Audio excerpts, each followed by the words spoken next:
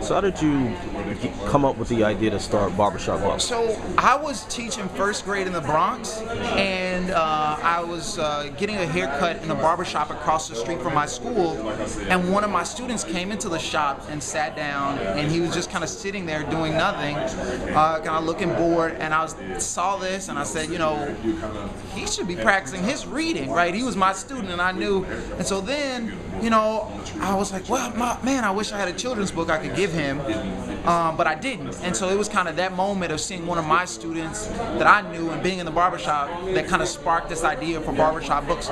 Years later, after having taught for several years, been an education director in East Harlem, I decided, it's time to actually make this idea a reality. And I just kind of started going around Harlem, talking to barbershop owners and kind of putting books in those shops. What kind of reception did you get when you went into those barbershops? Barbers and barbershop owners have been extremely and overwhelmingly supportive of the idea. They understand and appreciate the value of what we're offering, not only to their barbershop, but to the children and families that are coming into their shops. And so they definitely love the idea. I mean, they definitely don't want kids running around. They want to help the community, so it's an opportunity to, kind of give back in a way. And so they love it. How have the kids embraced it?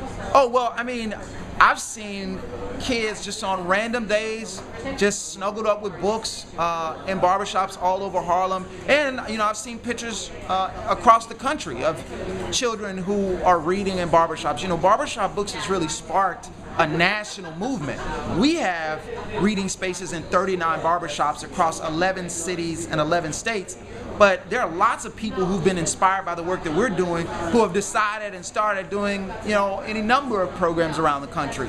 And so we're, leading this movement, and we, definitely want any and everybody who wants to get involved with the work to, get involved. They can visit our website, barbershopbooks.org. They can send us a message, recommend a book that they know that little boys love to read. They can also make a donation or sponsor a reading space in their local barbershop. So we give anyone, churches, schools, organizations, athletes, right, the opportunity to sponsor reading spaces in their local community. Final question, how did you guys get involved with Jarvis and the Jets? Some of his people reached out to us and said that he was interested in supporting the work, and we definitely want to connect and collaborate with any and everybody who's interested in helping the babies read. So that's pretty much how it happened. All right, thank you.